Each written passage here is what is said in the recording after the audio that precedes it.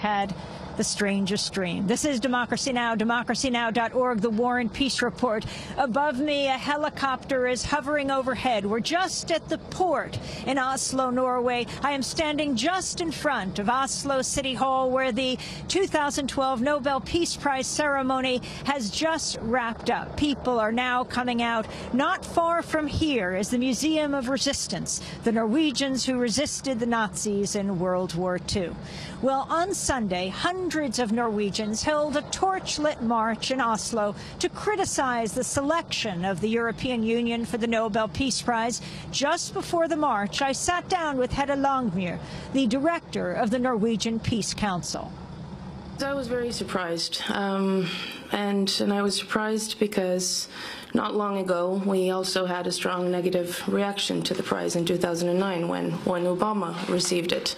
Last year, when it was given to Tawakkol Karman and Bowie and Sirleaf Johnson, we maybe naively hoped that the Nobel Committee was on better thoughts and had better intentions with the prize.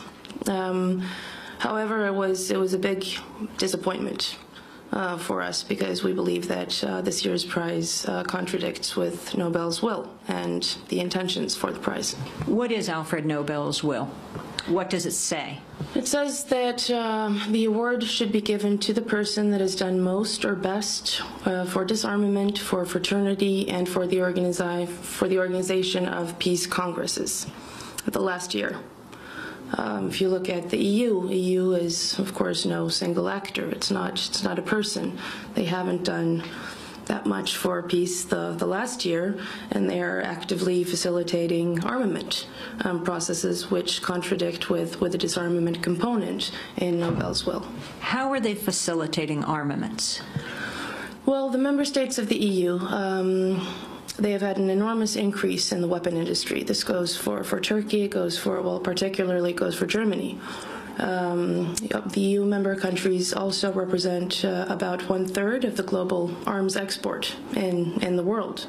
And there are nuclear weapons placed in 5 different EU countries. What the EU as an institution does to facilitate this is through something called the ICT directive that was introduced this year. So the year they're receiving the Nobel Peace Prize, they are launching a directive that facilitates weapon industry and export through making the industry a part of the internal market, which means that it's much easier for the EU member countries to avoid their national legislators on this. So it's liberalizing the conditions for weapon production and export. And how clearly are you heard in Norway when you speak out? Explain how the Nobel Peace Prize is decided. The Nobel Committee consists of 5 members appointed by Parliament, and it's in a very closed and confidential process that not a lot of voices are members of or included in at all. What we do is that we comment on this on an annual basis, trying to invite the Nobel Committee to a debate on how to come back to the fundament that this prize was built on in the very beginning, which it seems that the Nobel Committee is moving further and further away from. In that sense, we have fairly easy access to media. We do a lot of public debate work, and we do a lot of pure informational work, because a lot of the people in Norway don't necessarily know so much about Nobel's will, or know so much about the Nobel Committee, or know so much about the criteria for the prize. So one of our main tasks also in this period of time is to inform about this, to wake public consciousness and to wake public mobilization. Why did you oppose President Obama receiving the Nobel Peace Prize in 2009, and do you feel the same way about him today in 2012? Well, opposing in 2009 was very easy. He was at that time, he was a state leader, commander-in-chief, waging 2 wars in Afghanistan and Iraq, increasing military troops in Afghanistan, waging 2 wars that we were principally against and that were not going well at all. And in that sense, that was a very clear paradox. You're giving the Peace Prize to a warrior.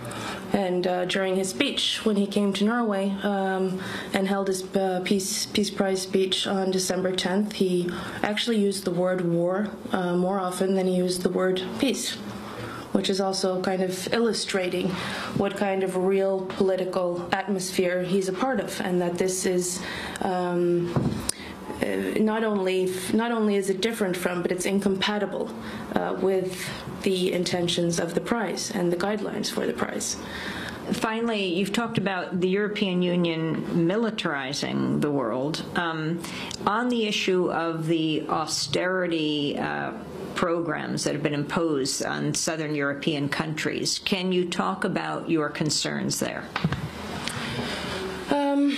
Well, when it comes to the packages to Greece, for instance, the EU is dictating major cuts in certain parts of their national budgets, but at the same time, they're delivering a premise that is that Greece is not to reduce their weapon import, which means that relatively, EU is dictating an armament process in Greece in a situation where they are severely suffering, and there are extremely many different obstacles and dilemmas to be handled. And in that sense, the weapon import, it's not reflecting security political need even, but it's a waste of money. And it's leading to a rearmament process in Greece that nobody is really served with. And this is also, just one of many examples of how the EU, through this, is facilitating the weapon flow and arms economy and arms profit. Finally, can you tell us about the building that your window overlooks? Yes, this is the governmental building that was attacked on July 22nd, 2011, where 8 people were killed by Anders Behring Breivik, the terrorist that later attacked and killed 69 young Labour Party youth in the island called Utøya.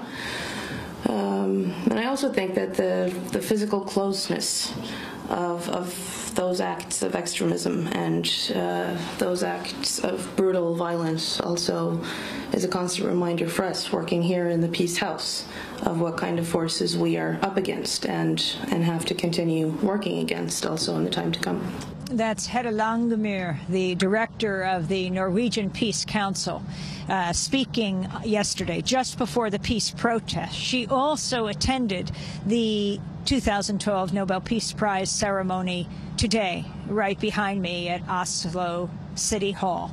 The ceremony has just ended. About 20 heads of state in Europe and heads of government are now conducting a working lunch before the big banquet at the Grand Hotel. This is Democracy Now!, democracynow.org, the War and Peace Report. I'm Amy Goodman, and we are in Oslo, Norway, on this December 10th, the International Human Rights Day, the day that Alfred Nobel died.